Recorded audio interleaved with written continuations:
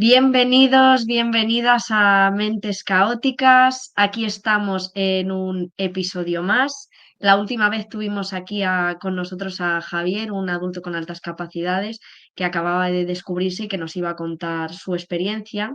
Y hoy tenemos a Sonia que nos va a contar la suya y bueno, vamos a conversar un poco sobre altas capacidades. Así que, ¿qué te parece, Sonia, si empiezas presentándote un poco y contándonos cómo has llegado aquí? Que yo ya lo sé, pero Muy bien, yo soy Sonia y bueno, yo soy canaria, pero vivo en Extremadura y estamos aquí por varias circunstancias. Sobre todo es porque estoy casada con el primo de la pareja de Sandra, que es la que me hace la entrevista. Entonces, ha sido una cuestión personal.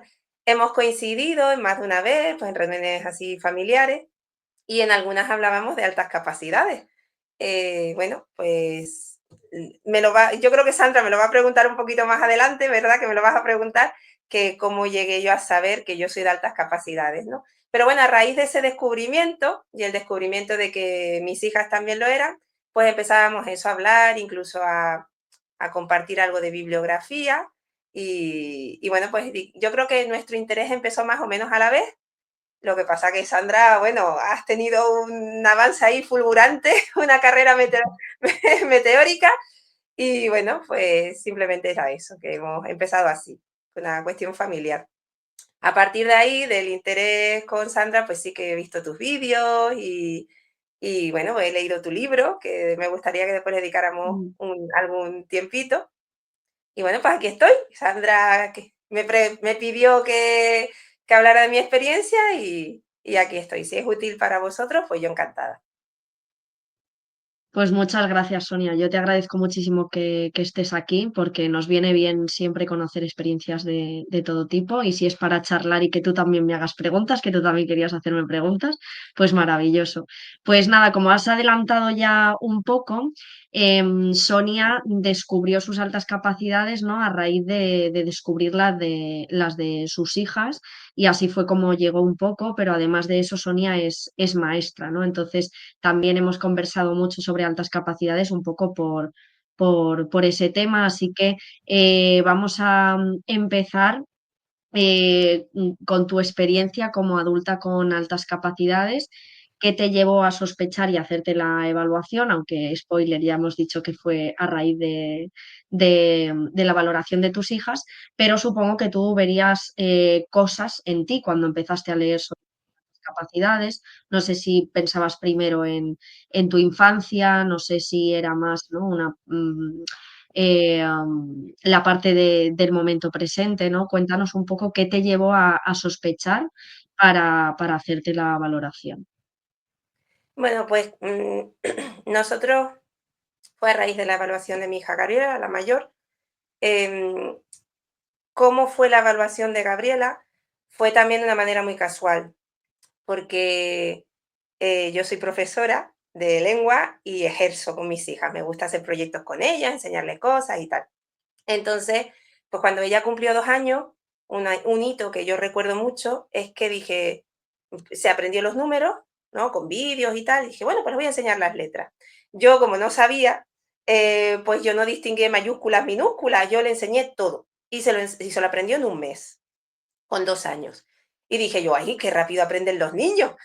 Y se lo dije a la de la guardería, sí, y me dijo: "No, no, es que eso no es normal, eso no es lo normal". Al año siguiente ya entró en infantil y dio la casualidad que yo estaba en ese momento en un instituto en el que el equipo de orientación, a raíz de un proyecto de bibliotecas, pues hacía unas charlas, daba unas charlas y yo asistía a dos como profesora. Yo llevaba a mis alumnos y yo asistía a dos. Una era sobre dislexia y la otra era sobre altas capacidades. Pues Sandra, yo no lo había sospechado. O sea, yo decía, es inteligente, yo también me veía que tenía cosas de que aprendía más rápido, pero yo nunca le había puesto el nombre. O sea, yo nunca me había planteado altas capacidades, fíjate, siendo docente. Pero esa es la formación que tenemos, que eso es un apartado que seguramente comentamos después. Entonces, eh, pues fue la charla y claro, empezó a decir características de personas de altas capacidades. Yo decía, madre mía, pero si esa es mi hija, eso también lo hace mi hija, eso también le pasa a mi hija. Y en algunas decía, y eso me pasaba a mí. Entonces, al final de la charla, yo dije, pues creo que mi hija es de altas capacidades y yo también. Y lo hablé con la orientadora. Entonces le empecé, yo sobre todo era pensando en mi hija, ¿no? En el bienestar de mi hija, era lo que me preocupaba en ese momento, ¿no? Entonces yo le empecé a hablar a la orientadora y ella me dijo, de libro, Sonia, es un caso de libro. Y digo, ¿y qué hago? Dice, bueno, muy pequeñita, tal cual, espérate a los 6 años para evaluar, etcétera. Dejé pasar un año y ese año me incorporé a la que después sería mi plaza, que era en Trujillo. Y en el coche yo viajaba con varias personas, pero en uno de los días, pues viajaba con 3 personas que tenían formación, ellas trabajaban en ciclo y tenían formación y sensibilidad, y una de ellas en concreto tenía formación de orientadora, aunque no ejercía en ese momento, sino que trabajaba en el ciclo, ¿no? Y ella tiene 3 hijos de altas capacidades. Entonces, pues hablando en el coche y tal, empezó a decir cosas y yo le dije, es que yo tengo sospecha de que mi hija es de altas capacidades. ¿Y qué hago? Y me dice, porque ya sabía leer, por ejemplo, con 4 años. Y claro, estaban dando la A, la E, la O sea, hazte una idea, ¿no? En infantil. Y entonces, Mm. pues ella me dijo, pues yo te aconsejo evaluación temprana, cuanto antes mejor, porque así evitas problemas, porque mi hijo tuvo estas dificultades y después ya, pues como evaluación temprana, ¿no? Bueno, pues evaluamos a mi hija. La actitud hacia la evaluación fue muy diferente, la de mi marido y la mía, eso es muy gracioso también. Em, Dio la casualidad de que yo llamé a un teléfono que había en internet de una asociación de altas capacidades y yo pensé que esa asociación tenía sede tanto en Badajoz como en Cáceres, resulta que solo tenía en Badajoz en ese momento, y yo llamé a un teléfono porque yo puse el nombre de la asociación y Cáceres, y me salió un nombre de una persona y un teléfono, y llamé a ese teléfono, de una persona que ya no está en la asociación, o no estaba incluso en ese momento, pero que hacía evaluaciones. Y le conté el caso. Digo, mira, evaluaciones privadas. Yo le conté el caso, digo, mi hija ya lee, tal cual, he visto esto, tengo esta sospecha. Y me dice, pues yo hago evaluaciones. Y me acuerdo de hablarlo con mi marido y decirle, pues mira, vamos a evaluar, así tenemos la información. A mí sobre todo me preocupaba tener la información porque yo sí que tenía la conciencia de que a nivel emocional eso era importante. Y era lo que más me preocupaba, pues aprender la cuestión emocional y tener estrategias y conocimiento, información. Y entonces, bueno, pues fuimos, hicimos el screening. No me acuerdo, creo que le pasó, no sé si fue un CABID o parte de un CABID, ya no me acuerdo. Le pasó una de las pruebas. Según salimos o sea, hace el screening, evalúa el screening, nos dice, a esta niña hay que flexibilizarla. ¿Y yo qué? Estábamos hablando de que estaba en segundo de infantil en ese momento. ¿Y yo qué? A mí me entraron como los mil males. ¿Por qué? Porque yo realmente sí tenía prejuicios, porque yo sin saber que era de altas capacidades, sí que había oído hablar de eso. Y en mi familia también. Te voy a contestar ya a la segunda cuestión, ya no dejo tanto misterio. Yo no me hice la evaluación después de Gabriela, es que me la habían hecho mis padres a los 6 años. Yo a los 6 años Mm. había sido evaluada, pero no me lo dijeron. ¿Por qué había sido evaluada? Porque yo tenía una dislalia de la R, yo no pronunciaba la R, porque mi madre a su vez no la pronuncia, y fui a un logopeda. Y se ve que ese logopeda, pues algo del tema sabía, y me pasaron pruebas de altas capacidades, pues les llamé la atención por lo que sea, y me pasaron pruebas con 6 años.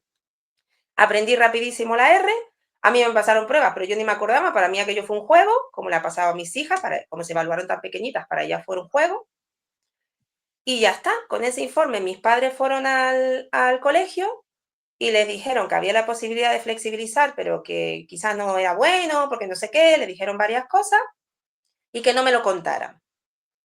Entonces, yo sí que había oído en casa que no era bueno flexibilizar, sin que me dijeran que yo era de altas capacidades.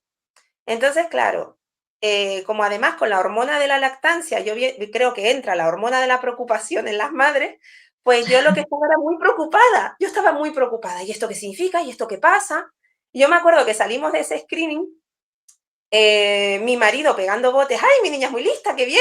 Y yo era como el peso de la responsabilidad en la cabeza, una nube negra, como, ¿qué pasa ahí? ese día no dormí. Y bueno, pues fue a raíz de ahí, yo dije, bueno, pues a mí me gustaría continuar con la evaluación, no solo el screening. Nos dio la posibilidad la evaluadora que fuéramos al colegio con el screening y que a partir de ahí le hicieran la evaluación, pero yo prefería ser, porque habían conectado, esta persona era buenísima, para mi gusto la mejor de toda Extremadura, y Mm. entonces pues yo pensé, digo, pues hacemos la evaluación completa con ella, ella nos dio la opción de dejar alguna prueba sin pasar, no le pasó el RIAS, y entonces pues la evaluó a ella, le pasó muchísimas pruebas y efectivamente dio altas capacidades, además muy altas capacidades, dio bastante alto, percentiles altos. Aquí sí que se trabaja todavía con el 6. eh, y bueno, pues era sin duda, o sea, era un caso que no tenía lugar a dudas Mm. ningún, tanto por resultados como por la complejidad, un perfil de estos complejos, ¿no? De prácticamente en todas las áreas, bueno, en todas, la que es un poquito más floja es, digamos, la física, ¿no? Y después, pues encima académica, entonces no hubo lugar a dudas. Tuvimos ciertas dificultades al principio para que quisieran tener en cuenta ese informe, validarlo y hacer la flexibilización, hubo que insistir un poquito, pero una vez que la conoció la orientadora del cole, pues fue su primera flexibilización en infantil, no se suele flexibilizar en infantil, y todo fue como, vamos, muy bien, ¿no? Fue muy bien. El cambio le costó un poquito al principio el cambio de clase, pero después se adaptó y además tuvo mucha suerte con la clase y con los tutores que le tocaron. Entonces yo descubrí mis altas capacidades de esa manera, ¿no? Según íbamos evaluando, van y me dicen mis padres, por cierto, tú también eres de altas capacidades, o sea que fue así. Y tú, wow. Y yo, wow, ahora lo entiendo, ¿no? Cosas que me han pasado en la vida. Pues yo me notaba diferente, o sea, yo la divergencia, Mm. pues la tengo, ¿no? Yo me notaba diferente, recuerdo momentos en mi adolescencia, recuerdo momentos en la niñez. Yo no puedo decir que tuviera una niñez, eh, ni desgraciada ni muy feliz, ¿no? Pero sí yo notaba diferencias, ¿no? Que no terminaba de cuadrar, que notaba muy inmaduras la gente de mi entorno. Yo era como una niña, como una mujer en cuerpo de niña. Yo siempre, pensaba, como, estos son niñatadas, claro, es que eran niños. La que no estaba acorde, digamos, a esa edad Mm. cronológica era yo. Entonces, pasaban cosas a mi alrededor que yo no, pues no iban como conmigo, ¿no? Y me acuerdo, en el colegio de una niña que me dijo: "Es que tú eres una extraterrestre". Y yo decía: "¿Por qué?". Pues ahora lo entiendo y hasta me enorgullezco de ello, ¿no? Soy Claro. extraterrestre.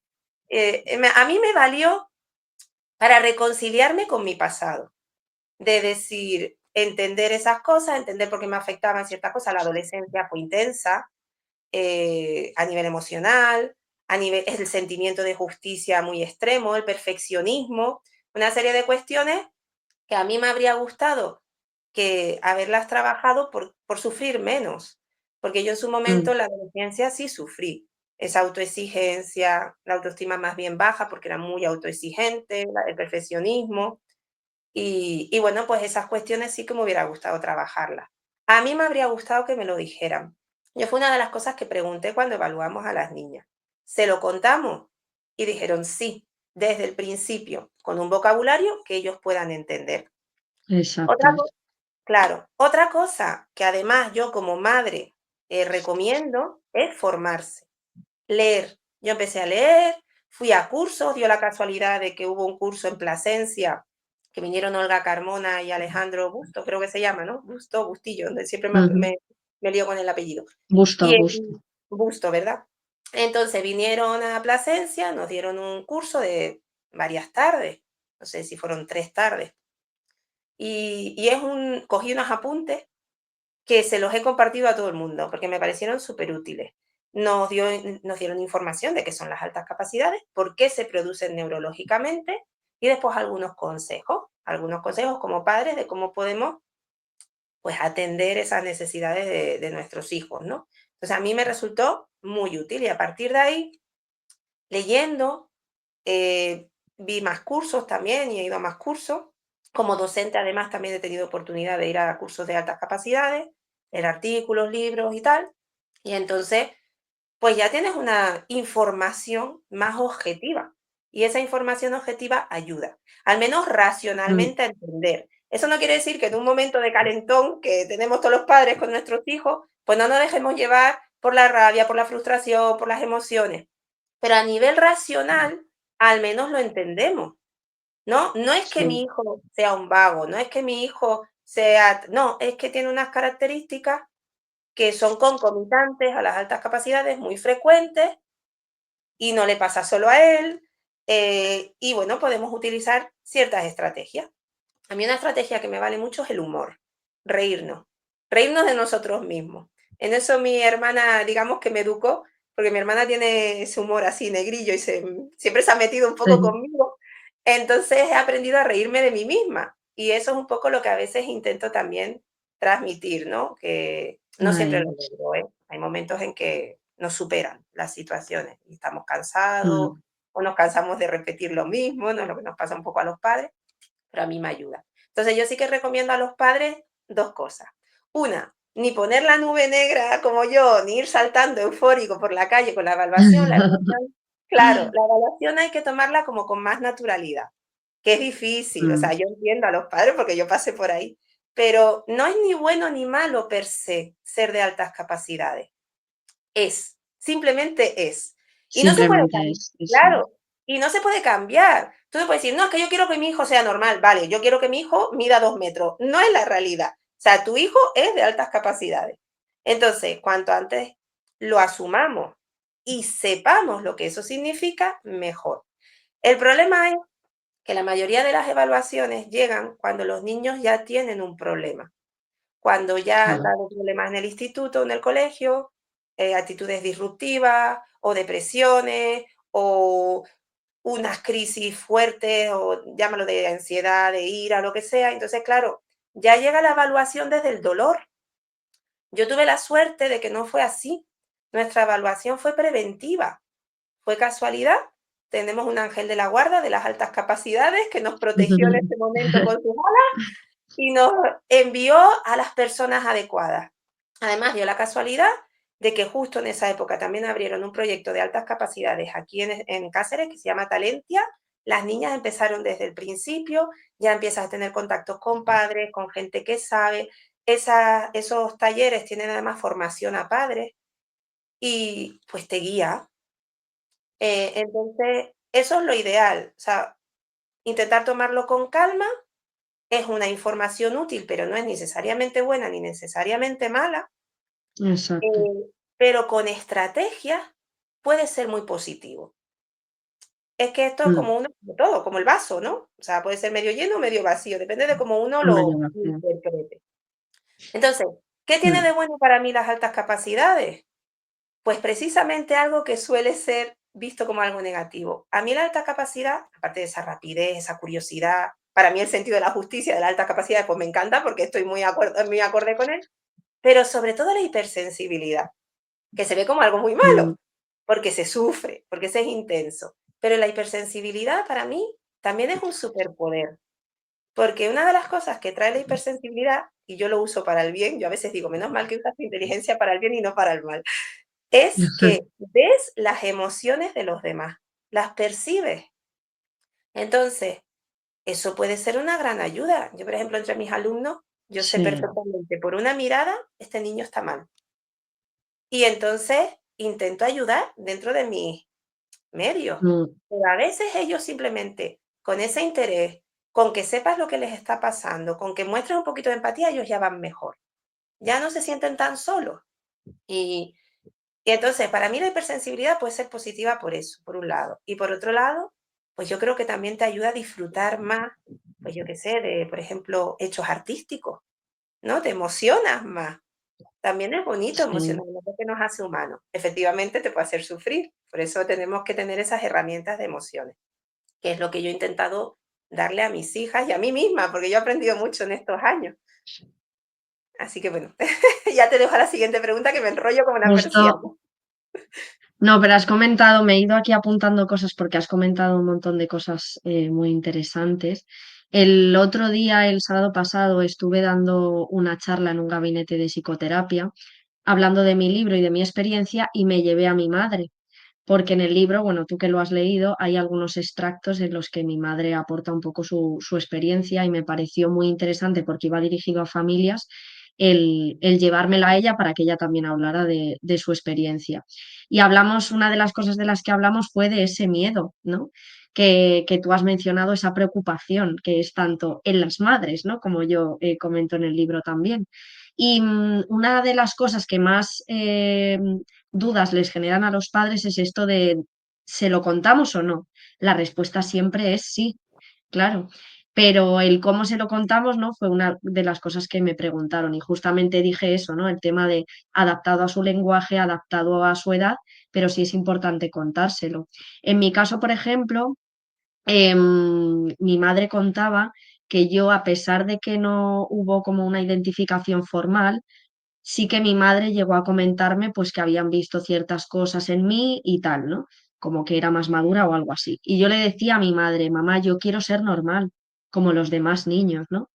Y de alguna manera eso, como madre, entiendo que puede alimentar el miedo, ¿no?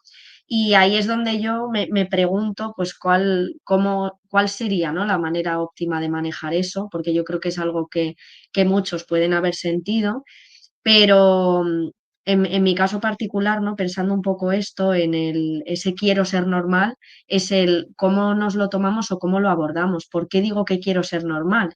Porque considero que ser como soy es algo malo, ¿no? Entonces quizá haya que trabajar ese con el niño, ¿no? Y con nosotros mismos también como adultos, que muchas veces yo me encuentro, ¿no? Pensando lo mismo. Al final viene desde hace mucho, ¿no? Entonces es una cosa que hay que trabajarse mucho.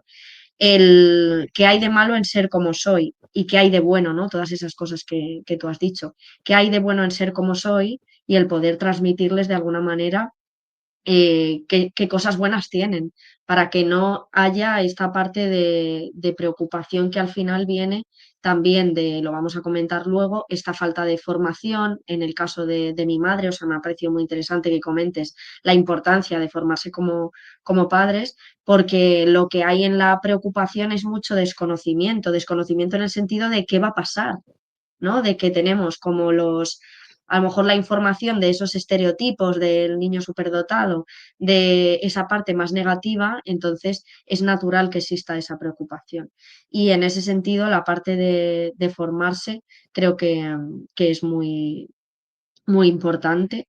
Y me ha parecido también muy interesante con respecto a tema adultos, lo que has comentado, de que te sirvió para reconciliarte, el descubrirlo. Y me ha parecido muy curioso porque es verdad que no lo habíamos hablado, pero creo que, o sea, creo que me lo habías comentado alguna vez, pero se me había olvidado, ¿no? Lo de que tú no te evaluaste de adulta, que ya había una evaluación, pero no te lo dijeron, ¿no?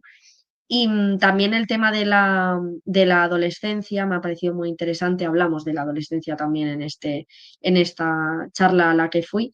Yo ya les dije a los padres que no se asustaran con mi experiencia, porque claro, yo, bueno, tú que has leído mi libro, pues habrás visto, ¿no? Que hablo mucho del tema Hulk. En mi caso tenía pues una ira y una rabia contenida muy fuerte. Y siempre les digo a los padres que no se asusten, pero a mí me conecta mucho la adolescencia con mi parte adulta, ¿no? O más bien al revés, como que de adulta conecto mucho con ese dolor y ese sufrimiento que tuve en mi momento de la adolescencia. Y para mí tiene mucho que ver con esto de reconciliarse. Yo cuando me reconcilié con mis altas capacidades, una de las cosas que más me costó y que todavía a veces sigue ahí es la adolescencia, ¿no? Como la viví como una etapa tan intensa a nivel emocional, como que todavía resuenan algunas cosas, ¿no? Y me sentía, por ejemplo, en mi caso, que tengo ese perfil de la alumna que se oculta, que también es de libro, pero no es el de libro, pero también es de libro, porque sabemos que las niñas se ocultan, y ahora que hay un libro mío, pues es de libro literal porque ahí está. Entonces, pues bueno, pensaba un poco en cómo en mi caso me sentía culpable por no haber seguido mi instinto o por no haber sido yo misma. Y quería preguntarte con qué aspectos te has reconciliado después de saber que tenías altas capacidades y darte cuenta de que ese era tu caso? Porque al final, otra cosa, me parece muy interesante, ¿no? Este reconciliarse, porque ciertamente hay muchos adultos que llegan a través de evaluación de adultos, pero hay otros que se dan cuenta de que, o sea, que hay más casos como el tuyo, y es algo que no habíamos comentado en ninguna entrevista, por eso me parece tan interesante, y es el de repente descubrirlo y darte cuenta pues de que había una evaluación, que la confirmación estaba ahí, ¿no? Lo que faltaba era integrar esa información y que alguien te lo dijera, ¿no? Que en este caso pues se determinó, dijeron en el colegio que no tenían que contártelo, ya sabemos que eso es importante, que hay que contarlo. Y eso, quería preguntarte con qué aspectos te reconciliaste tú. Sí, antes de eso quería comentar una cosita para los padres también, si se lo quieren explicar. Nos dijeron una Mm, metáfora muy interesante en el curso de Olga Carmona y Alejandro Busto, que era un vaso. El vaso es la capacidad, representa la capacidad y hay distintos tamaños, ¿no? Y el agua es el esfuerzo que se le mete a esa capacidad y que hace que esa capacidad, digamos, bueno, hay muchos factores que influyen en que esa capacidad de verdad se desarrolle, pero bueno, el agua es una metáfora bonita para también los niños, que si logramos llenar el vaso y llegar a su máximo, ¿no? A su máximo, a desarrollar esa capacidad al máximo, pues independientemente de la capacidad que tenga, esa persona se puede desarrollar. Entonces, yo siempre les he dicho que hay que llenar el vaso, porque una cosa que tenemos que educar a los niños de altas capacidades es en el esfuerzo, porque se desmotivan rápido. Están acostumbrados a que las cosas salen a la primera y no es así. Es que el aprendizaje implica el error, la prueba, el levantarse, el caerse, ¿no? Entonces, un poco enseñarles eso, que hay que esforzarse. Entonces, es una metáfora bonita que yo he usado también en clase a veces para hablar de eso, porque al final llega más lejos, muchas veces lejos, vamos, hay que también tener en cuenta que es lejos, ¿no? Pero bueno, que consiguen académicamente más logros, digamos, el que se esfuerza que no el que tiene capacidad, que ya veremos a veces por qué fracasan, eso ya lo decimos después. ¿En qué me reconcilié? Bueno, pues sobre todo aceptarse como uno es, o sea, tener claro quién soy, cómo soy, ¿no? O sea, tener un autoconcepto claro y aceptarlo. Entonces, ¿qué características de mi persona? Pues son aquellas que quizás me dieron problemas. Bueno, pues esa divergencia, esa diferencia grande a veces con mis iguales, en edad mental, en gustos, en lo que yo quería hacer, cómo entendía yo las normas. Yo era muy alemana, valga la metáfora, ¿no?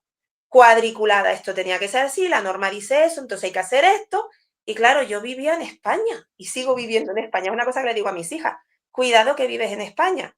Me parece estupendo que asumas la norma, pero hasta cierto punto, porque si no sufres. Es que no sé qué, en España esto pasa, o sea, hay que saberlo. Entonces, sí, es que es otra cosa que hay que tener cuidado con los niños de altas capacidades, porque es la inflexibilidad mental. Entonces hay que enseñar a ser flexible. Una de las cosas que me decía mi hija es, yo me lavo las manos de una manera y mi marido de otra. Yo primero me mojo, después me pongo el jabón y después me vuelvo a mojar. Mi marido primero se pone el jabón y después se enjuaga. Dice que así se mancha menos. Y entonces mi hija estaba empeñada, la mayor, pero entonces, ¿cómo se lavan las manos? Digo, pues tendrás que elegir. Las dos formas son válidas. Tendrás que elegir, ¿no? Entonces un poco enseñarles a eso, a que hay varias maneras de hacer las cosas. Pues yo era de una sola. ¿No? O sea, yo en mi hija me veo a veces muy identificada. Yo desde muy sí, pequeñita, incluso antes de la evaluación, ya veía cosas que decía, uy, cuidado, que si sigue por aquí va a sufrir. Un perfeccionismo, pues eso, muy exacerbado, una autoexigencia. Por ejemplo, ponía los muñequitos en orden, en los muñequitos del baño, en orden y en color y en tamaño. Y yo decía, y los había que guardarlos siempre de la misma manera. Digo, madre mía, estoy un toque, como sigamos por aquí. Entonces yo se lo rompí. Yo decía, anda, Gabriela, y si lo colocamos de otra manera es más divertido. El primer día no fue, el segundo tampoco, y al tercero ya me dijo ya, venga, vamos a intentarlo. Y entonces ya rompimos eso. Porque claro, lo que no podemos hacernos enemigos de nosotros mismos. Entonces, mm, somos nuestros peores enemigos, porque somos críticos, nos decimos cosas, ¿no? El discurso interior, nos decimos cosas muy graves, muy duras, que quizás no le decimos a otras personas. Yo eso se lo digo mucho a mis alumnos, digo, no te hables a ti como no hablarías a un amigo. Tú no puedes ser tu enemigo, no te llames tonto. Has tenido un error. Pues he tenido un error, voy a aprender de él. Pues ese tipo de cosas fue con las que yo que me reconcilié, ¿no? De decir, me acepto, veo dónde estaba equivocada y a partir de ahí, pues vamos a trabajar un poco la felicidad. Sí que es verdad que yo debo de tener bastante inteligencia emocional. Entonces, de manera innata, yo ya a partir de la carrera, yo ya fui cambiando y yo ya fui gestionando las emociones y dándome cuenta de aquellas cosas que me hacían daño. Además, yo tengo mm, como, vamos a decir, epifanías, ¿no? O sea, me llegan como una idea, no sé muy bien de dónde y, y acierto. Por ejemplo, yo tuve un novio, te lo voy a contar, en la adolescencia. Tengo un novio y me dejó a los 15 años porque yo todavía, bueno, esto me oyen las nuevas generaciones y me dice, madre mía, pero yo con 15 años no estaba preparada todavía para relaciones sexuales, ¿no? Entonces me dejó porque yo no quería. Y resulta que terminé con otro que encima se llamaba igual, que era aún más exagerado. Y eso ya lo dejé yo, digo, porque yo no voy a volver otra vez por lo mismo. Y estuve una semana muy enfadada, como muy rabiosa. Es decir, jo, lo que me ha hecho, pues no sé qué. Claro, y ahora lo pienso con distancia, digo, hombre, pues fue justo, fue sincero. Él tenía una necesidad en la pareja que yo no le daba y tomó la decisión para mi gusto correcta, que no prolongar una situación que no, ¿no? Pero en ese momento yo lo llevé muy mal. Y claro. entonces, claro, yo decía, jo, es que hay que ver que me ha dejado por esto y tal y cual, eso es que no me quería, ¿no? Pues todo lo que te... Pues me acuerdo que estuve una semana entera súper enfadada. Yo en esa época hacía las... Es que me acuerdo mentalmente, hacía las tablas de Cindy Crawford subiendo pata para arriba, pata para abajo, pesa, no sé qué. Y yo me acuerdo enfadada. Y estuve una semana que eso me reconcomía. Y llegó un momento en que dije, no, Sonia, él está tan tranquilo en su casa y la que está sufriendo eres tú. Tú no vuelves a sentir rencor en tu vida. Y te puedes creer, tengo 45 años, 30 años después, no he vuelto a sentir rencor en mi vida. Y me han hecho cosas, ¿eh? Y algunas graves. Mm, Pero yo he decidido que no, porque después vi un vídeo de eso del BBVA de Irene Villa que dice exactamente lo mismo. mm, Cuando guardas el rencor es como si tuvieras, lo dice así en el vídeo, un hilo que te une a la persona que te ha hecho daño. Cuando tú olvidas el rencor, cortas el hilo y vuelas. Entonces esa es la sí. idea. O sea, yo no quiero mantener mi hilo unido, pero eso yo lo supe como de manera instintiva. Nadie me lo explicó. Mm, Después lo leí. Pues cuando cortas ese hilo, ya no te hace daño. Entonces yo he ido buscando mi felicidad así. A mí me vale mucho reflexionar sobre mis emociones. O sea, yo estoy triste. ¿Por qué estás triste? Y entonces en cuanto yo veo la causa, ya, ya gestiono. Entonces ya tomo decisiones. ¿Lo puedes cambiar? Sí. Bueno, pues vamos a intentar cambiarlo. ¿No lo puedes cambiar? Bueno, pues vamos a intentar asimilar, adaptar, mantener distancia emocional de la situación y lo logro. Entonces es verdad que cuando a mí me llegó mi evaluación, que me llegó con no sé cuántos años después, ¿no? Casi sí, 30, pues no, más de 30. Yo tenía 6 y me llegó con 37. Después de 30 años me llegó la evaluación un fíjate. poco tardía, pues yo ya había hecho toda esa labor emocional, ¿no? Entonces yo en Mm, ese momento ya era feliz. Simplemente lo que me preocupaba era mi hija, no yo. Yo claro. realmente estaba bien. Entonces un poco eso. Yo te quería preguntar, precisamente ahora que me comentas, y lo veo en tu libro, tú Pregunta. hablas del masking, ¿no? De ese ocultarse. Yo no me oculté, pero sí me puse una coraza para no sufrir. Mm, Yo era empollona, yo era de muchas notas, de tal, yo no, en la adolescencia no guardo amigos de la adolescencia, por esa divergencia, por esa diferencia, por ese digamos que un poco quizás la empollona. Yo tenía como las cosas muy claras, tomé mis decisiones muy claras y yo creo que eso no sé, te voy a preguntar también un poco por tu experiencia, creo que a mí también me ha hecho que a pesar de esa divergencia, a pesar de que no terminaba de cuadrar con mi entorno, como tenía las cosas muy claras, tomé mis decisiones de forma muy clara, después sufrí menos de mayor, cuando ujú. yo ya organicé mi cabeza, que fue sobre todo a partir de la universidad. Entonces yo te quería preguntar, ¿cómo has logrado tú reconciliarte con tu pasado? ¿En qué consistió ese masking? Que lo describes súper bien en el vídeo. o sea, en el libro, perdón, no en el vídeo, lo describes Ujú. muy bien. ¿Y por qué? Porque hay estudios sobre esto. Parece que hay más tendencia en las mujeres de hacer ese enmascaramiento que en los hombres. Pues, ¿cuál era la primera pregunta? Mi Recuérdamela, primera pregunta es la cómo primera hiciste el cuestión. masking, ¿en qué consistió el masking? ¿Y cómo te reconciliaste después con ello? Pues es que ese masking, una de las cosas que para mí son importantes, ¿no? Cuando hablo de eso, es que no era del todo consciente. O sea, sí era consciente, ¿no? Porque tú te quieres adaptar tal, pero como venía desde muy pequeña, porque en mi caso, cuando a mí me evaluaron con 5 años, pero como dio por debajo de 130 dijeron, no se preocupe, señora, que su hija no es superdotada. Pero a mí me evaluaron porque cuando me cambiaron de colegio con 5 años, yo empecé a hacer cuando llegué al otro colegio como que no sabía vestirme sola, no sabía comer sola y tal. De repente a mis padres les dieron las notas y la profesora les dijo, mirad, es que vuestra hija pues parece que tiene algún tipo de retraso, ¿no? Y yo que había sido una niña precoz, que en el anterior colegio me pasó un poco lo que a tu hija, y si hubiese sido otro momento, habido otro tipo de tal, se habría propuesto flexibilización, mismo curso además, en segundo de infantil ya se veía, pues claro, se dieron cuenta de que la profesora decía una cosa, o sea, para la profesora yo era una niña, para ella tenía retraso madurativo y según mis padres yo había sido un bebé precoz. Entonces, ¿qué pasa aquí, no? Me hicieron esa evaluación, me estuvieron además observando durante un par de meses y tal, y pues bueno, la conclusión fue que era mucho más madura que las niñas de mi edad, que ese sentimiento de diferencia me hacía querer adaptarme, ¿no? Entonces, claro, yo cuando pienso en ese masking, por ejemplo, en el momento de la adolescencia, yo pienso en qué pensaría esa niña cuando con tan pequeñita, con 5 años, al cambiar de colegio, dijo, ostras, las demás niñas me tratan como si fuera un bebé, porque yo era como muy vulnerable, muy sensible, además era muy pequeñita de tamaño, siempre he sido muy pequeñita, y las niñas tienen esta tendencia a querer cuidar, a querer hacer de madres, ¿no? Entonces yo de alguna manera por supervivencia, ¿no? O sea, yo esto lo pienso de manera externa, porque yo no sé qué pensaba en ese momento, yo no me acuerdo, ¿no?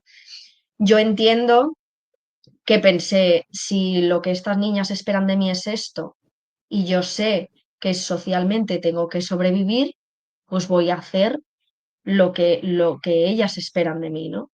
Y entonces ahí empezó ese cambio tan drástico de Sandra sabe vestirse sola, comer sola, todo sola, es muy independiente desde muy pequeña y de repente parece que le tienen que hacer todo, ¿no?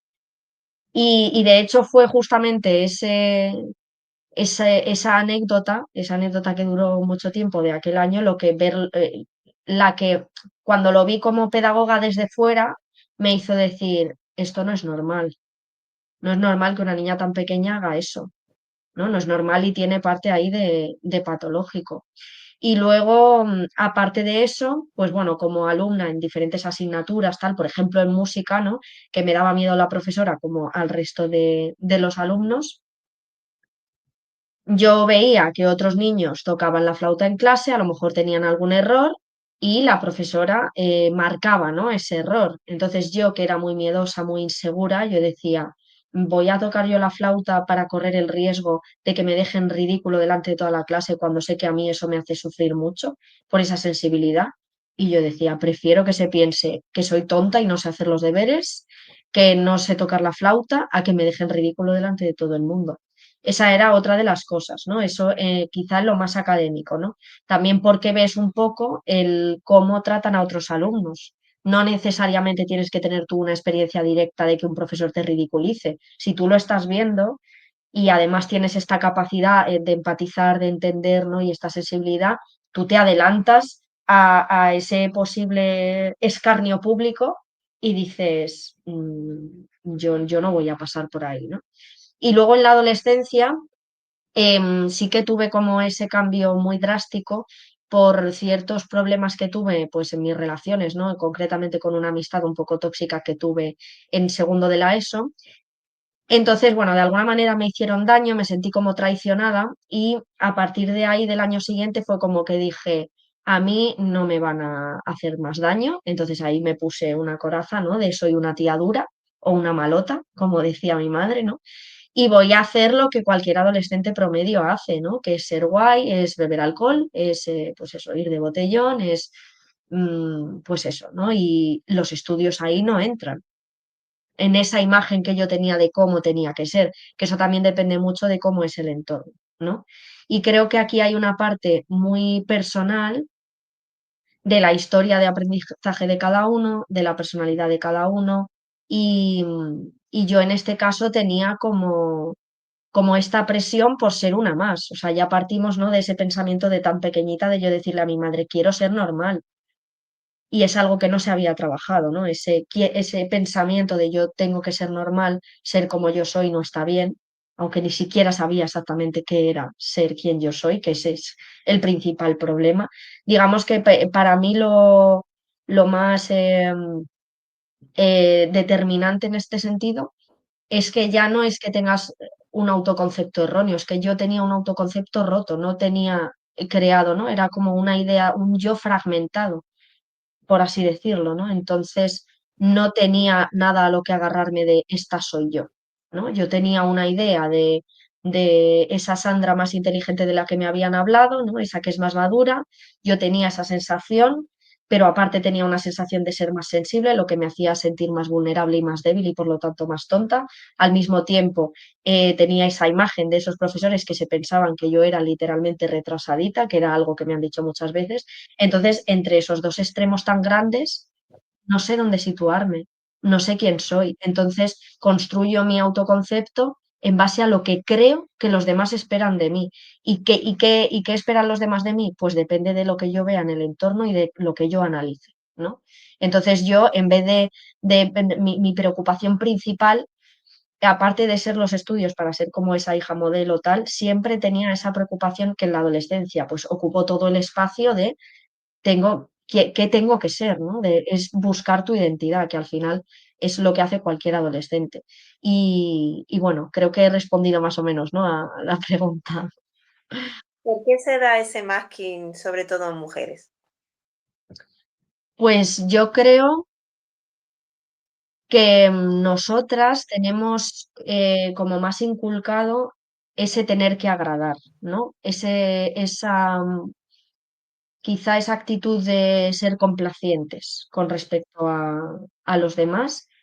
Y por otra parte, creo que también hay un aprendizaje, ¿no? De como sociedad, cómo vemos que son las mujeres o qué puestos ocupan, ¿no? En la sociedad las mujeres y qué puestos ocupan los hombres, ¿no? Por lo tanto, si lo que vemos por lo general es que las mujeres ocupan puestos pues más bajos, que son menos escuchados por lo general, puedes aprender si no tienes nadie que te lo explique o no tienes ciertos ejemplos, puedes aprender que lo que se espera de una mujer es un perfil bajo, por así decirlo, ¿no?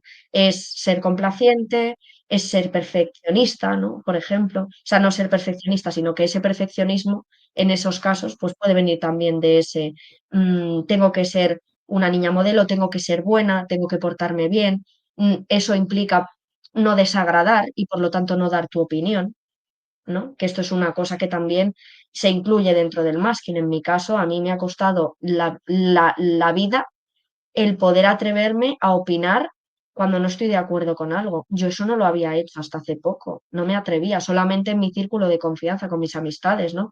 Pero si yo estoy en una conversación y no estoy de acuerdo con algo, durante toda mi vida mi posición ha sido la de decir que sí con la cabeza y ya está. Y no me atrevo a dar mi opinión, ¿no? Y esto creo que se da más en las mujeres por ese motivo, o sea, por una cuestión de aprendizaje social, ¿no? De por lo general, cómo se espera que sea una mujer. Y eso depende también de las mujeres que haya en el entorno, de cómo se comporten, ¿no? Si yo en mi casa veo que mi madre tiene este perfil complaciente, que tiene este perfil de querer agradar, de no querer disgustar, de querer que todo el mundo esté bien, ¿no? Pues tú crees o piensas, y es por lo general lo que ves, que una mujer tiene que comportarse de esa manera, ¿no? No sé si estás de acuerdo con esto o cómo lo ves tú. Yo es que nunca he tenido muy claro cuánta, parte, digamos, tenemos de la diferencia entre mujeres y hombres, cuánta parte es, digamos, biológica y cuánta parte es aprendida, educativa, etcétera. Mm, Me supongo que habrá un poco de ambas, pero efectivamente los efectivamente. modelos femeninos que nosotros tengamos, evidentemente pueden influir en nuestra manera de actuar. Aunque yo no sé si es que yo no soy como mi madre, o sea, en ese sentido la quiero muchísimo y tal, pero digamos que hemos hecho cosas muy diferentes. Es verdad que mi madre siempre ha Mm, mostrado, ella sí que atendía de forma complaciente, digamos, ¿no? Pero siempre ha tenido un carácter fuerte y se buscó mucho la vida, no sé, alguna de las historias quizás podía haber influido. Pero evidentemente los modelos también influyen. Yo pienso que los modelos que tengamos influyen. Te quería preguntar una última cosa, que además esto puede ser muy útil mm. también para los adolescentes. ¿Qué consecuencias negativas puede tener el masking y cómo llegamos al equilibrio entre ser uno mismo, desarrollar un autoconcepto pues factible y además veraz, con el tener amigos, porque no deja de ser una época Mm. en que necesitamos ese círculo? ¿Cómo combinamos ambas cosas? Es una de las preguntas que más me he hecho, ¿no? Todo este tiempo, y creo que en el libro lo comento o me lo cuestiono, ¿no? ¿Por qué hay que elegir, ¿no? Me cuestiono por qué hay que elegir entre o ser tú mismo o tener amigos, ¿no? Y este equilibrio, pues yo creo que, o sea, es lo óptimo y es lo que debería darse. Y yo creo que aquí la cuestión del autoconcepto toma más importancia, ¿no? Que es, por un lado, el trabajar esa idea del yo, del qué soy yo, quién soy yo, qué cosas me gustan, qué cosas no me gustan, ¿no? El tener realmente eso trabajado, porque si no sabes quién eres, te buscas en base un poco, o sea, vas como a ciegas, ¿no? Entonces vas un poco intentando adaptarte a lo que pienses que es lo correcto. Entonces yo creo que lo primero es trabajar ese autoconcepto, en la idea de quién soy, qué me gusta, qué quiero, ¿no? Y con quién me quiero relacionar. Y un poco en base a eso, el poder encontrar esos espacios y a esas personas con las que conectes, ¿no? Pero no vas a poder encontrar a alguien con quien encajes si no sabes quién eres o qué quieres o con quién puedes encajar. El otro día, de hecho, lo comentábamos en esta charla con las familias, porque había un padre que me exponía el caso de su hija y me decía pues que su hija estaba sola en los recreos, por ejemplo, ¿no? Que para su hija no era problemático, pero que él como padre estaba preocupado, ¿no? Y entonces hablábamos un poco también de esta preocupación de los padres, que es muy lícita, también en el entender que no es malo que los niños no se relacionen cuando no quieren hacerlo. El caso es que tengan algún espacio en el cual hacerlo, ¿no? O alguna persona o algún... No todo el mundo tiene un grupo de amigos de la infancia y no pasa nada, o sea, no tiene por qué pasar nada, o sea, al final podemos encontrar en otros espacios, en este caso, otros grupos o sea, grupos de alumnos con altas capacidades o de algún interés, alguna extraescolar. Yo les ponía, por ejemplo, el ejemplo del teatro, ¿no? Que en este caso, o sea, creo que es un ejemplo muy interesante porque aparte a nivel emocional puede ser un espacio donde generar conexión. Yo he hablado con algunos compañeros adultos que hacían teatro, ¿no? Y que te decían, por ejemplo, que ellos eran muy tímidos y tal por lo general, y que cuando iban a esa extraescolar de teatro tenían ahí como su grupo, esa parte de conexión y que podían ser ellos mismos. Aunque luego eso no se extrapole a otros grupos, que no tiene por qué ser así, porque si tú eres tímido, pues eres tímido, por lo menos tienes un espacio en el que puedes ser tú con los demás, con otras personas, ¿no?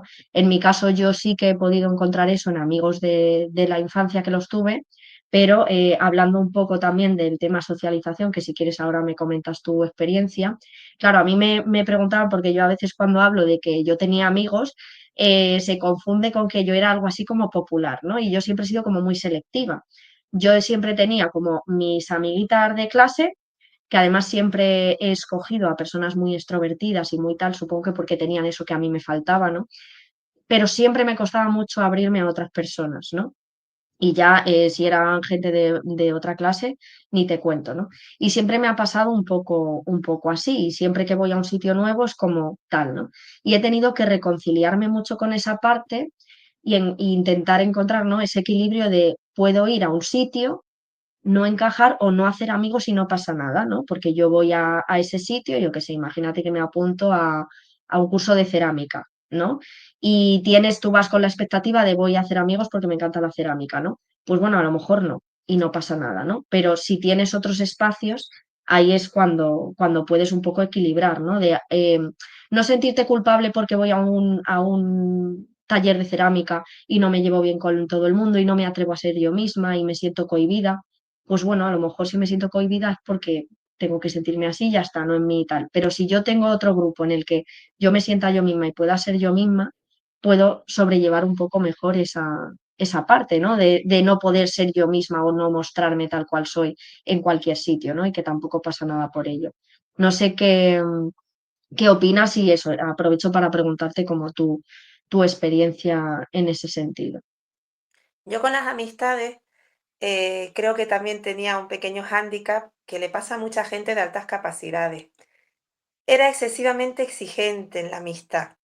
Yo me entregaba mucho y entonces esperaba como a cambio, ¿no? Entonces me decepcionaba la gente porque con el tiempo he aprendido a aceptar que no todo el mundo tiene que entregarse tanto y hay gente que quiere amistades más superficiales. Yo quería amistades muy profundas. Después vi un vídeo que hablaba de eso, de que las personas paz y las personas altas capacidades lo llaman los pingüinos, porque quieren esas amistades y esas relaciones de parejas muy profundas, de compartir mucho, de compartir sentimientos, y hay gente que no quiere tanto, hay gente que se contenta con algo más superficial, ¿no? Entonces a mí en eso me costaba encontrar, uno, por la diferencia de motivaciones, gustos, curiosidades y edad mental, y otro, por el concepto que yo tenía de amistad.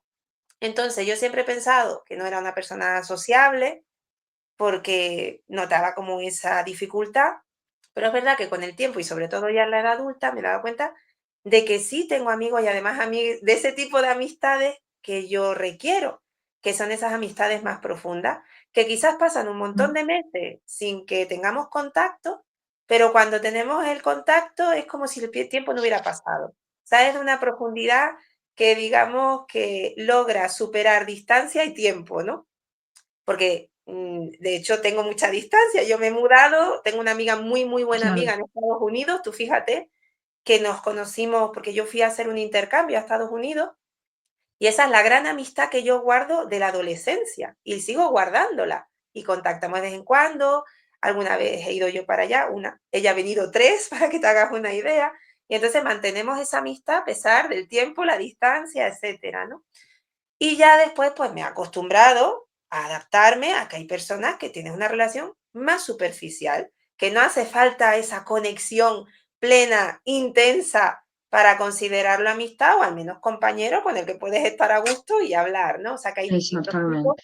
de Eso relaciones, es. todas Eso es. válidas, todas te aportan, pero tienes que cambiar un poco la exigencia. Y eso es una cosa que sí me pasó en la adolescencia y en la niñez. Ese concepto de amistad fue un poco en mi contra. Mm. Sí, ahí me identifico mucho, o sea, es justo lo que yo suelo contar. Sí que en mi caso encontré, ¿no? A esas personitas y como que yo me las fui quedando y siempre, o sea, he tenido a alguien en quien encontrar eso, pero ya te digo, en la adolescencia tuve esa experiencia horrible con una amiga y precisamente mi conflicto siempre era eso, ¿no? El sentir que tú entiendes la amistad de una manera que a lo mejor la gente no, ¿no? Como que la gente, yo sentía que la gente traiciona más fácilmente, ¿no? Mm, Y a mí eso pues me dolía mucho y creo que es muy interesante lo que has dicho de los diferentes tipos de relación, ¿no? Que es un poco a lo que voy y que hay que dar espacio a todas y entender pues eso, que nos podemos relacionar de diferentes formas y que podemos tener en un espacio a esas personas, ¿no? Con esa amistad más profunda que necesitamos, pero eso no significa que no podamos tener otro tipo de relaciones no menos profundas que también te pueden aportar muchísimo, realmente. Y esto es una cosa que a mí me ha ayudado mucho porque cuando yo me identifiqué de altas capacidades, tuve una época en la que me aislé socialmente por completo, ¿no? Como que al entender fue como, vale, ya sé por qué no me entiendo con la gente y fue como, ahora me voy a quedar solo con quien tal y ya está, ¿no? También porque yo tenía esa creencia de no soy sociable, ¿no? Que tú has comentado, que luego me di cuenta que realmente era una creencia, ¿no? O sea, que sí soy sociable, pero necesito pues mi espacio, necesitas esas personas con las que conectar más, ¿no? Pero también he tenido yo que aprender pues a dar espacio a esos otros tipos de relaciones, ¿no? Que comentas y eso, poder darle como cada espacio a cada tipo de amistad, por así decirlo, y sobre todo derribar esa creencia de que no soy sociable porque no es verdad para nada. Lo que pasa es que al final yo creo que esa diferencia a la hora de relacionarte, ¿no? Ese vivirlo más desde esa timidez, a lo mejor es estar cohibida quizá por cierta desconfianza, ¿no? Que puede haber por experiencias pasadas, pues te lleva, ¿no? A esa creencia de no soy sociable que realmente, pues muchas veces, como en mi caso, pues no es verdad. Otra cosa es que yo necesite pues mis espacios y que no me guste socializar en exceso, ¿no? Que tengo mis días de es que ahora mismo no quiero ni decirle hola al panadero. O sea, hoy me apetecería quedarme en casa y no hablar con nadie, ¿no? Pero salvando esos momentos, ¿no? En los que necesitas más, ¿no? Luego también esto tiene que ver con ser una persona más introvertida, ¿no? Que necesitas a lo mejor más espacios de soledad y te recargas más en soledad, pero eso no es, digamos, opuesto a ser sociable, ¿no? O sea, puedes ser sociable y ser introvertido. No sé si me explico. Sí, yo creo que hay otra cosa que también influye a todos los niveles de nuestra vida, que es desdramatizar.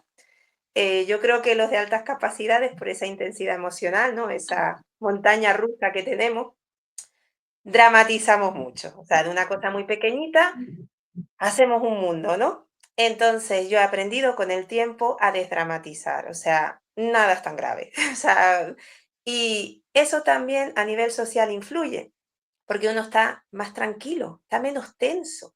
Entonces, yo ahora Total. lo digo con más naturalidad y me he quitado las corazas, porque yo en la adolescencia me ponía la coraza de distancia emocional, no me enmascaraba, pero tampoco estaba tranquila, no era natural, era Mm, como mantenemos las distancias para que no me hagan daño.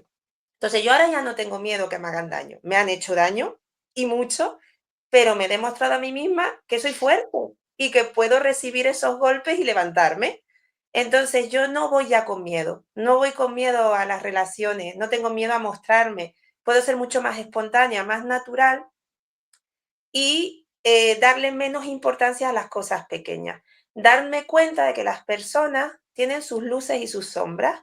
Entonces, ¿me compensa esta persona a pesar de sus sombras? Sí. ¿No me compensa? Bueno, pues vamos a mantener la distancia.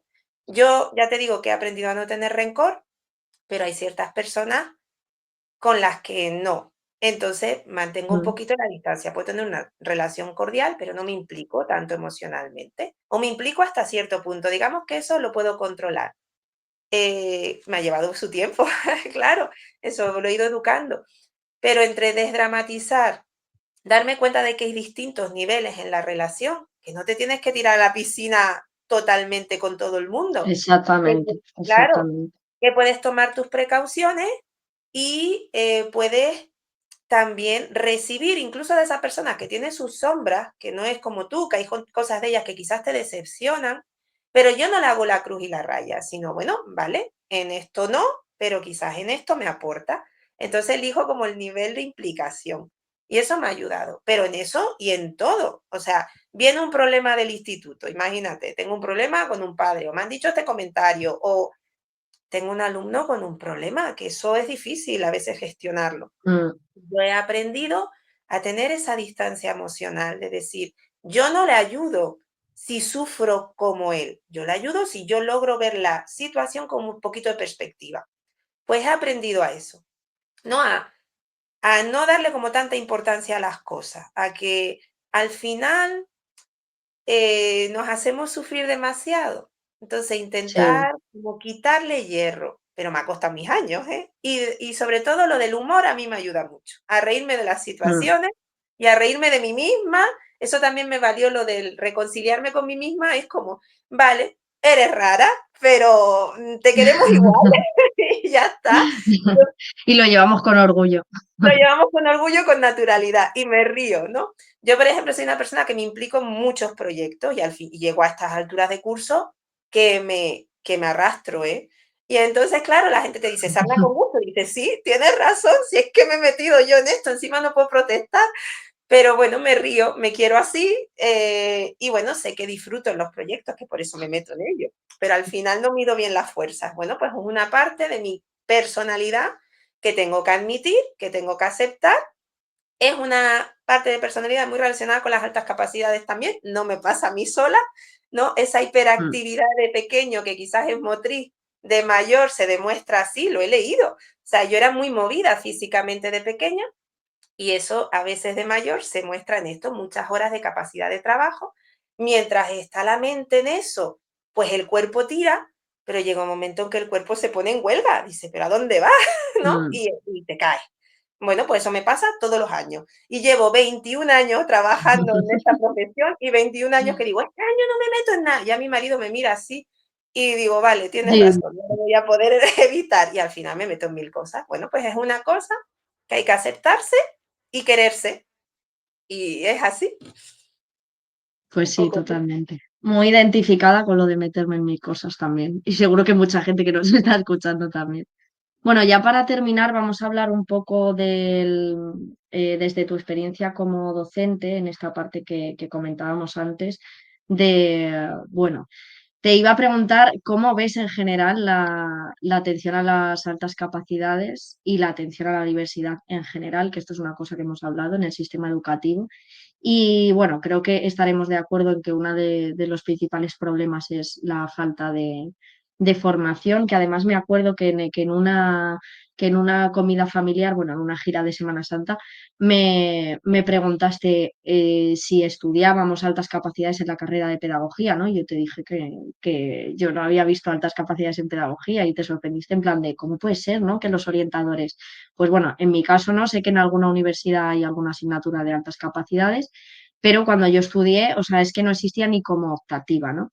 Sí que recuerdo que hice en una asignatura de educación especial, creo que eran bases didácticas de la educación especial o algo así. Ahí sí vimos muy por encima, pero un tema de una asignatura.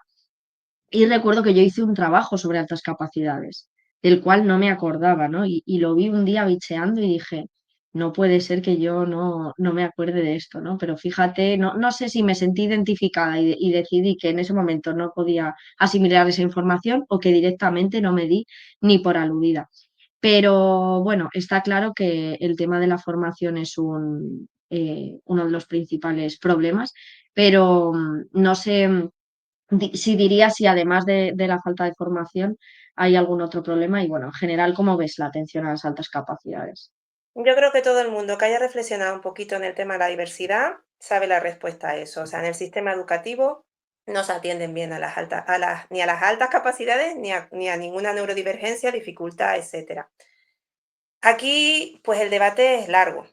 ¿Se puede? ¿No se puede? ¿Hasta qué punto? ¿No? Estamos en un sistema que ha supuestamente apoyado la integración y bueno, pues se ha hecho una inversión grande en PTs, en AL, pero al final la realidad es que no llenamos el vasito de la gente. O sea, no logramos llenar el vasito de nuestros alumnos, ni el que tiene la dificultad, ni el que tiene la alta capacidad. Encima, con la alta capacidad yo veo más dificultad todavía, porque sabemos que las altas capacidades tienen perfiles muy diversos, tantos Mm, cognitivos como emocionales, como personales, como de motivación. Entonces, es muy complicado darle una respuesta si no hay una atención individualizada y lo que hay que exacto. plantearse es si somos capaces de dar una atención individualizada. Claro, aquí a mí me ha ocurrido que yo empecé a ir, ya te dije, a Talentia y a charlas de padres. En esas charlas de padres, pues los padres, normal, pues expresaban su frustración con el sistema educativo. Pero claro, volvemos a la niña, niña profe de, perfeccionista. Claro, yo me sentía culpable. Yo como profesora no soy capaz de dar respuesta a la diversidad que me veo en mi aula. En el caso de las altas capacidades sí tengo formación, porque yo me la he buscado. Nosotros los profesores hacemos, bueno, ahora hacen el máster, nosotros en su momento hacíamos el CAP, yo hice la versión larga, que era de un año entero, que se llamaba CSP, y tuvimos una asignatura cuatrimestral que se llamaba Atención a la diversidad. Pues yo no aprendí nada. O sea, yo lo que hubiera entendido Ya. ahora, en su momento, claro, no sabes, pero yo ahora es que me hubieran hablado de los distintos perfiles que me puedo encontrar, estas son las características, estas son herramientas, vamos a intentar hacer una adaptación, pues yo no aprendí. O sea, los profesores, sobre todo los de secundaria, llegamos al aula sabiendo de nuestra materia, pero poquito de cómo atender lo que te encuentras ahí, ¿no? Entonces te encuentras un poco, pues que prueba y error, ¿no? Y vas intentando, pero realmente yo creo que no se atiende adecuadamente. Ese es una, un malestar que yo llevo acumulando ya muchos años porque sé que no atendemos. ¿Por qué no atendemos? Bueno, pues no atendemos desde mi punto de vista, esto es muy personal. Primero, por Mm, la falta de formación que hemos comentado. Los profesores, yo no sabía y tenía una hija y yo era de altas capacidades, ¿qué era la alta capacidad? Hasta que empecé a formarme. Pues con eso, con todo. Segundo, los orientadores son escasos, están sobrepasados de trabajo. Ellos, a su vez, como tú has dicho, totalmente. hay cosas en las que no están formados. Una evaluación de altas capacidades es muy compleja.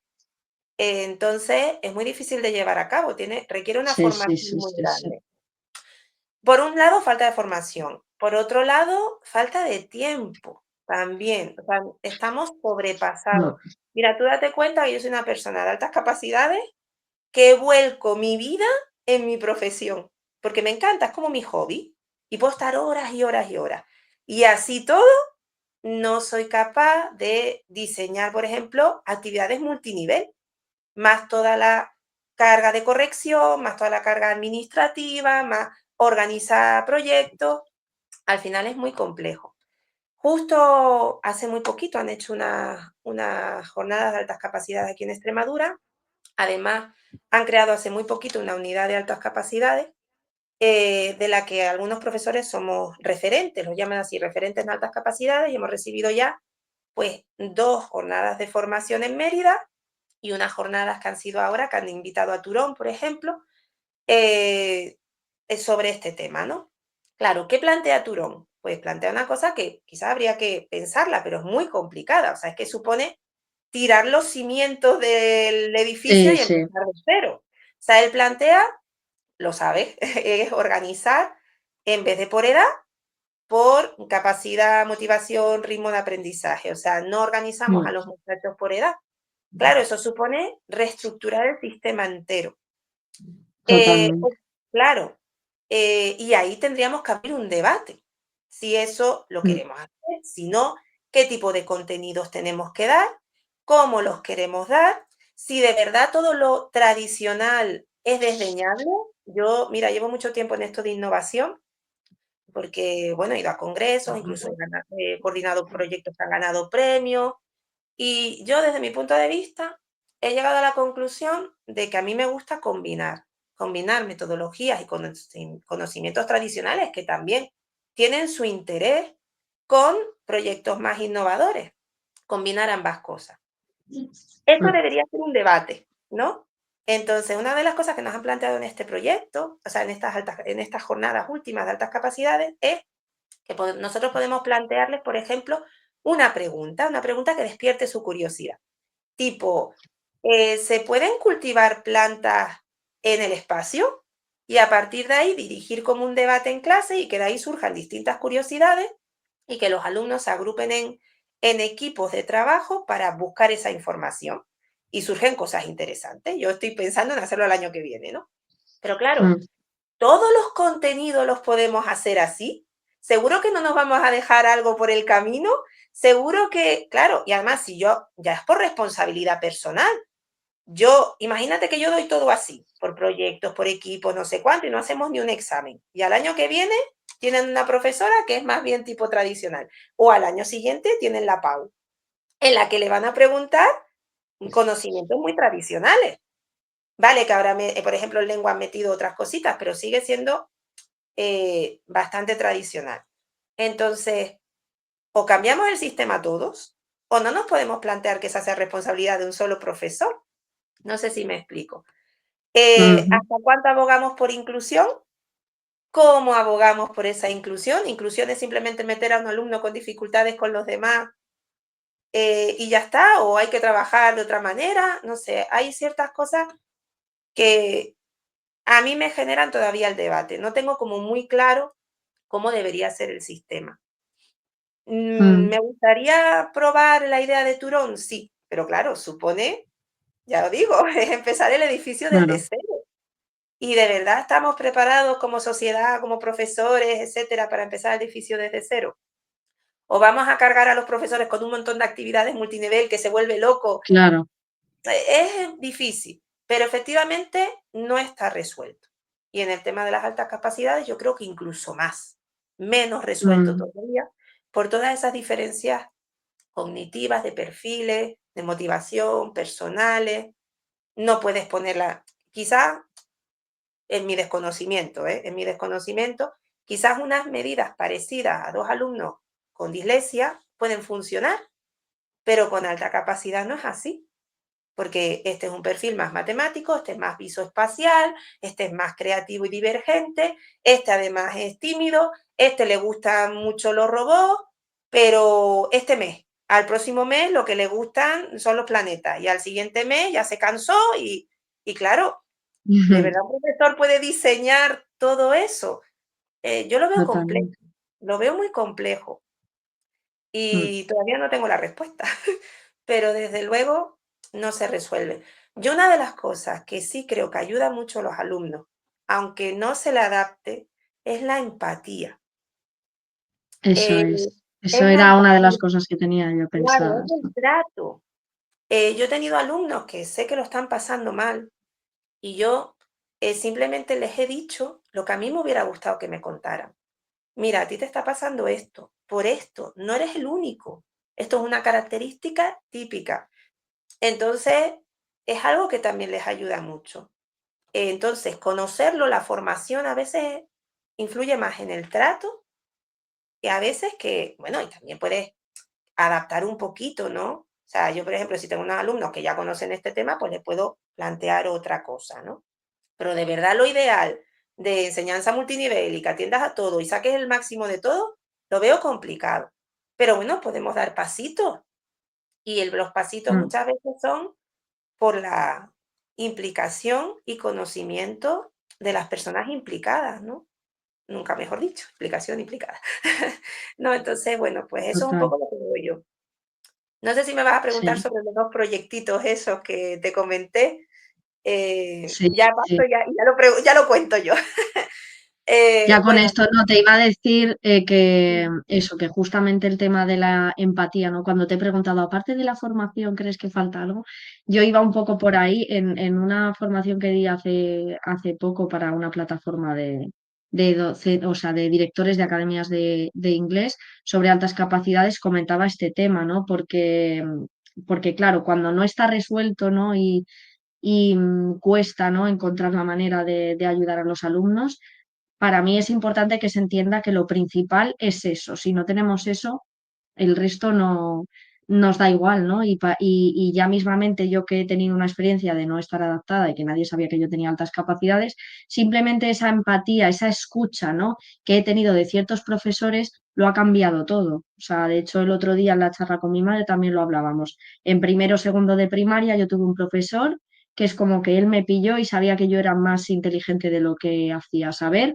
Habló él voluntariamente con mi anterior profesora y se enteró, ¿no? De esta historia de la evaluación y dijo, esta niña ya la he pillado, ¿no? Y simplemente con esa empatía, esa motivación que él me daba, yo ya era capaz de dar lo que yo podía dar, ¿no? Y además me salía mucho más fácil, ¿no? Pero cuando tenías un profesor que ya no te daba eso, ¿no? No tenías ese vínculo, ¿no? Que es lo que yo digo, ¿no? La importancia de ese vínculo, que el alumno se sienta cómodo con su profesor, ¿no? Que sepas un poco por qué pie coge, aunque no haya esas adaptaciones individualizadas, eso ya marca la diferencia por completo. Así que muy bueno que lo hayas mencionado. Y luego, por otra parte, me parece también muy interesante que comentes ese, no tengo claro realmente cuál es la solución, ¿no? Porque muchas veces se habla, hablando desde esa rabia y ese con el sistema, ¿no? Pues deberíamos hacer esto, deberíamos hacer lo otro, y es como, a ver, ojo que no es tan fácil, ¿no? No es tan fácil porque hay un sistema que ya está muy montado, no es fácil dentro del propio sistema, no es fácil tampoco destruir el sistema, porque aparte si empezamos de cero hay que ver si funciona, que esa es otra, ¿no? Y si no nos funciona, ¿qué pasa, no? Entonces creo que es muy positivo que digas esto de que no está claro, ¿no? De que no lo tenemos claro. Y ahora sí, si quieres, háblanos de estos dos proyectos tan interesantes.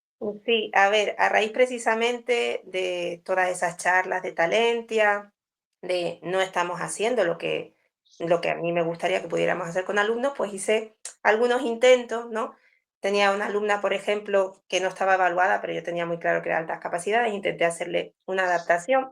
No funcionó muy bien porque ella quería hacer lo que yo le mandaba más lo que hacían los demás. Y digo yo, no, es que esa no es la idea no es multiplicar, la idea es sustituir, pero no hubo manera. Aparte vino la pandemia y ya se acabó todo, ¿no? Bueno, pues hice dos proyectitos. Uno se llamaba inicialmente, la idea era que se llamara Cueces o Enriqueces. Entonces la idea aquí en Extremadura hay muchísimos proyectos de innovación. Hay un programa que se llama Innovatez, que recoge muchas cosas, y entre ellas recoge uno que son el CREA. CREA es crear recursos educativos abiertos. Entonces se me ocurrió, digo, bueno, pues voy a fichar a gente y vamos a hacer microreas, pequeños proyectitos académicos para intentar hacer algunas de esas actividades, pues como un banco de actividades que pudiéramos ofrecer a los alumnos de altas capacidades. Bueno, ¿qué pasó? Que la gente está muy liada, que encima el CREA concretamente requería cierto conocimiento informático, porque nosotros trabajábamos con una plataforma que se llamaba Excel Learning, que había que aprenderse.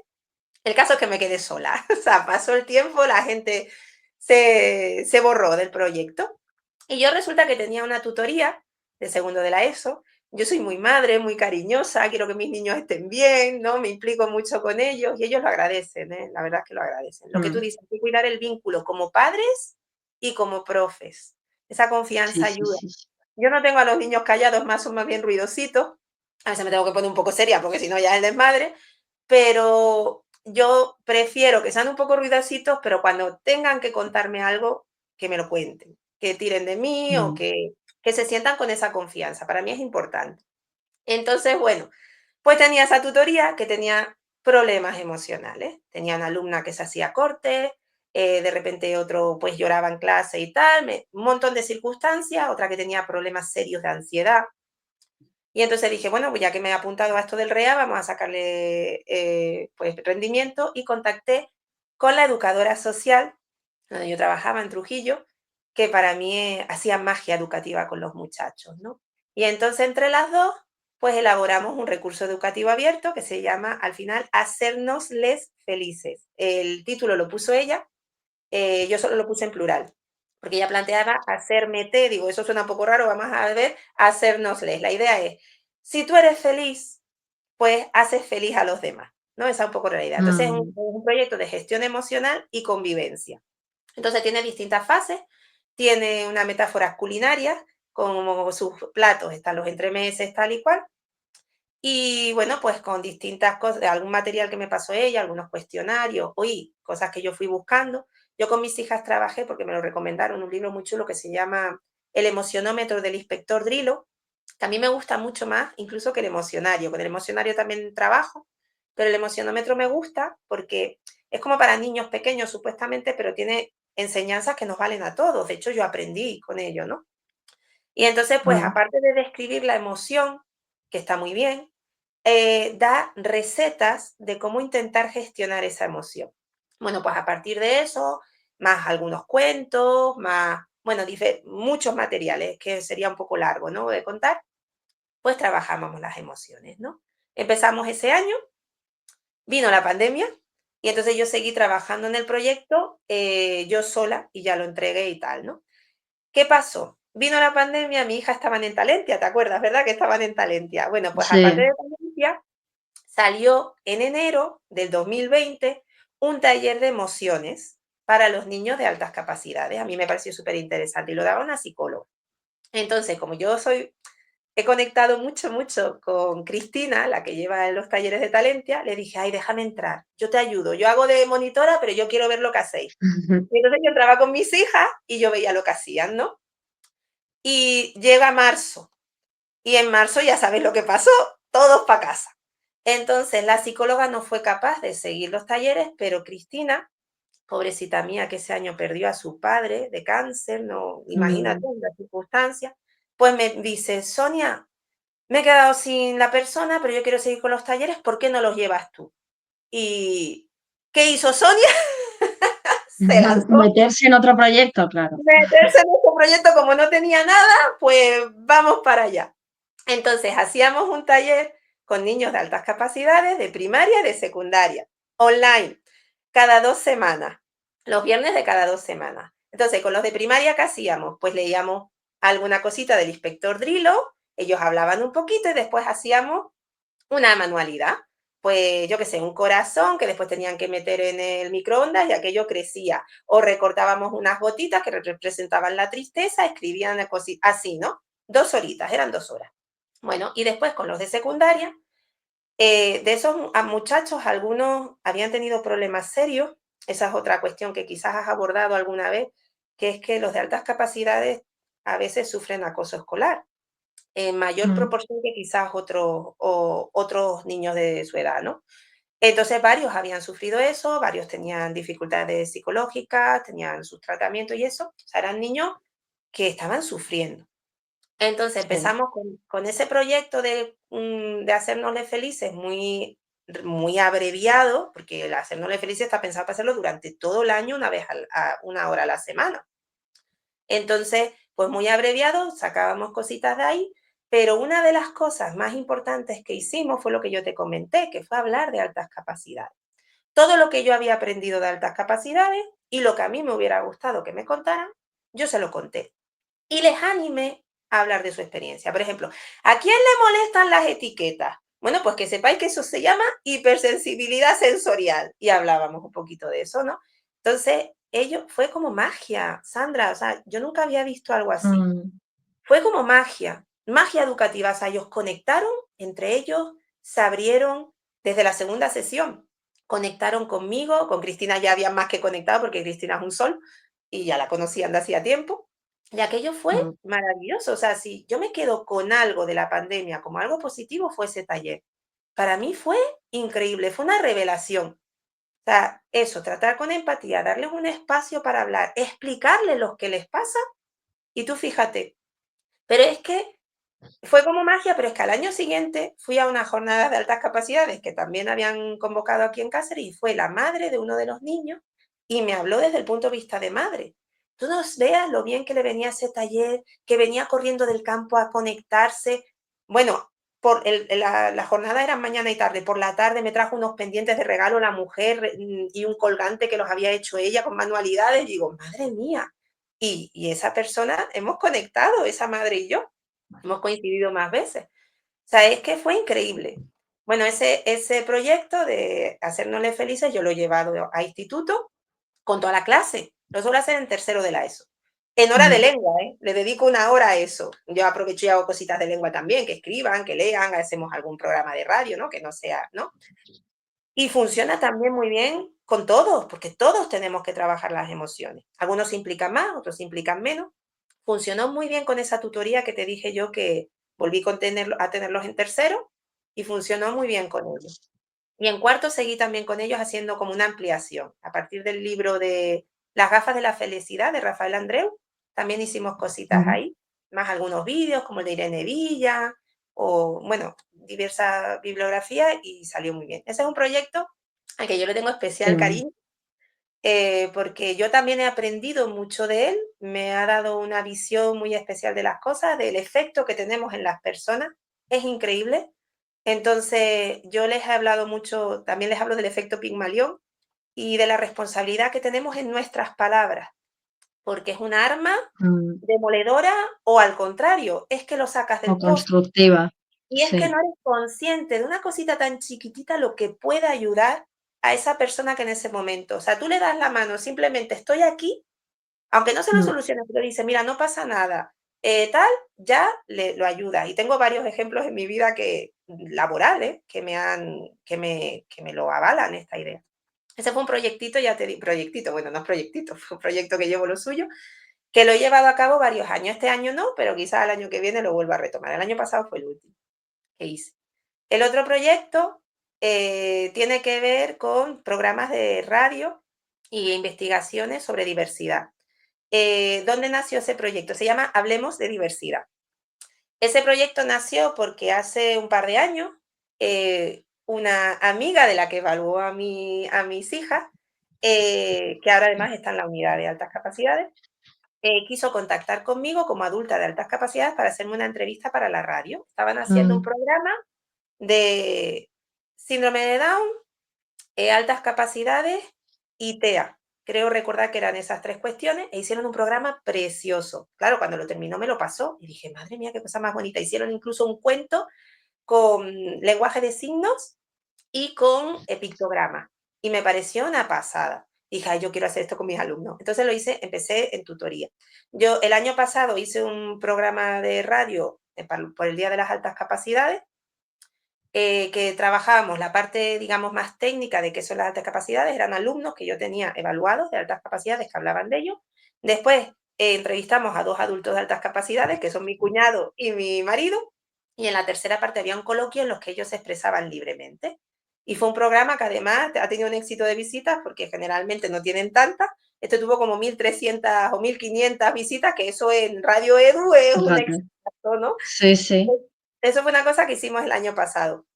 Y además empezamos el proyecto que ya hemos seguido este año, que es que ellos investigaran, decidieron ellos los temas, que ellos investigaran sobre divergencia o diversidad, ¿no? Y ellos eligieron los temas. Pues, y hoy, este año han seguido y han elegido TEA, síndrome de Down, un niño que es de altas capacidades ha elegido altas capacidades, TDAH, dislexia y después hemos dado el salto, bueno, síndrome de Gilles de la Tourette, que yo no tenía ni idea de lo que era, que es el de los tics, Sí. y dieron el salto a salud mental. Hubo dos grupos que eligieron uno la psicopatía y el otro la esquizofrenia, que a mí me sorprendió muchísimo. Digo, pues mira, genial, vamos para allá. Wow, qué interesante. Entonces, hicieron ellos sus pequeñas investigaciones, hicieron unas presentaciones digitales, se las presentaron a los compañeros y yo les dije, venga, vamos a intentar contactar con asociaciones de estos temas, de aquí de Extremadura. Y mandamos correos. Y yo decía, va a ver tú, pero bueno, por intentarlo. ¿Tú te puedes creer que todas han respondido, todas han hecho la entrevista? Incluso una ha venido a darnos una charla de dislexia, pero como además ella conoce muy de cerca la alta capacidad y el TDAH, también nos ha hablado de esas cosas. Entonces ha sido un exitazo. Han elaborado su material, después hemos hecho unos programas de radio en los que ellos explicaban el tema y aparte entrevistaban a estas personas de asociaciones y han salido 7 programas de radio. Y el de salud mental también impresionante, porque además ha dado la casualidad que una de las relacionadas con esa asociación también han venido a darles una charla. Y después nos han invitado a presentar la experiencia en un programa de radio en directo que ha sido en COSENFE, que es una, no sé si Ujú, asociación, bueno, un centro de atención a personas con discapacidad, que sí, tiene residencia también y talleres y etcétera. Entonces ha sido una experiencia para mí muy enriquecedora. Ellos han aprendido muchísimo y yo más, porque yo editando esos programas he aprendido muchísimo y me ha resultado muy interesante. Eso sí, volvemos a lo mismo, es conocimiento, es información, pero realmente cómo atendemos a estos muchachos en el aula, ¿no? Es como el reto, ¿no? El reto, la dificultad. Así que esos proyectos para mí han qué sido bueno. muy interesantes y animo a cualquiera, porque mira, los muchachos sin prejuicios. O sea, ellos han lanzado, yo les he planteado esto, han escrito a las asociaciones han respondido, ha tenido un éxito inesperado. Quizás uno se plantea desde el prejuicio, Buah, ¿cómo me voy a meter en esta que no me van a contestar? Pues mira, y salió. Sí, totalmente. Todo el mundo estaba dispuesto a colaborar. En el caso del síndrome de Gilles de la Tourette, no fue una asociación, fue una médico. Hemos contactado con una Ujú, médico y nos ha hablado del tema y han salido programas qué para mí bueno. muy interesantes. Un poco largos, pero interesantísimos. Yo es que no quería cortar por ningún lado. Digo, es que esto hay que ponerlo todo. Así que Sí, básicamente es eso. la verdad que muy interesantes todos los proyectos. Y bueno, antes de terminar con las dos preguntas finales que vamos a responder rápido ya, que si no se nos va como 1 hora y media llevamos hablando, Sonia, qué fuerte. Bueno. Bueno, quería decir que Sonia además también es escritora. Ha escrito un libro de un universo de fantasía que se llama Erdia. Y bueno, todos estos proyectos de los que ha hablado y el libro os lo voy a dejar en la descripción, ¿vale? Toda la información por si queréis acceder, ¿vale? Así que nada, Sonia, vamos con las preguntas finales que le hago a todas las personas que pasan por mentes caóticas. La primera es, ¿cuál crees que es el mayor error que se comete o se ha cometido con las altas capacidades y crees que debería solventar? De todo lo que hemos hablado, ¿qué destacarías? Yo básicamente es la evaluación. Yo creo que hay que evaluar de manera temprana, no solo altas Mm, capacidades, creo que en general todo, y comunicar bien, informar bien a todos los implicados en la educación de esa persona, padres incluidos, familias, los profesores y al propio niño. O sea, yo creo que el error primero es ese, la evaluación. Totalmente. Además, como has comentado antes, realizar una evaluación es algo muy complejo, que cuando hablábamos también de formación, yo es algo que destaco y he dicho varias veces, ¿no? Que creo que los orientadores tampoco muchas veces tienen suficiente formación sobre evaluación, por lo menos en la carrera, ¿no? Sigue habiendo que especializarse y además la estadística, ¿no? En el caso de cuando pasamos pruebas de este tipo estandarizadas, es muy importante, ¿no? Y es una de las asignaturas que más se suelen atravesar en estas carreras, ¿no? Y saber de estadística, entender de estadística es muy importante para hacer una buena evaluación, pero además también el entender pues todo lo que hay detrás de una evaluación, qué cosas hay que tener en cuenta. Es decir, que es algo muy complejo y para lo que debería haber más formación, yo creo. Y por último, esto ya lo has comentado, pero por decirlo aquí en la pregunta final, ¿qué es para ti lo mejor de ser una mente caótica? Pues yo precisamente es la hipersensibilidad. Esa para mí es un superpoder, porque ves las emociones de los demás. Una vez que has logrado gestionar esa hipersensibilidad y no sufrir, yo creo que puede ser un factor muy a favor. Y aparte te Total. permite disfrutar de muchas cosas. Mm. Pues sí. Pues muchas gracias, Sonia, por todo lo que nos has aportado, por contarnos tu experiencia, por las preguntas que me has hecho, que yo creo que son muy enriquecedoras. Hemos hablado de relaciones sociales, que creo que es un tema súper interesante, y por todo el tema de tu experiencia como docente. Así que muchísimas gracias y bueno, estás invitadísima a venir otra vez para seguir charlando sobre altas capacidades. Muchísimas gracias, Sandra. Y bueno, pues un saludo a todos y si os ha valido algo la experiencia, yo encantada. Gracias. Pues un saludo a todos y nos vemos en el próximo episodio de Mentes Caóticas. Adiós, adiós.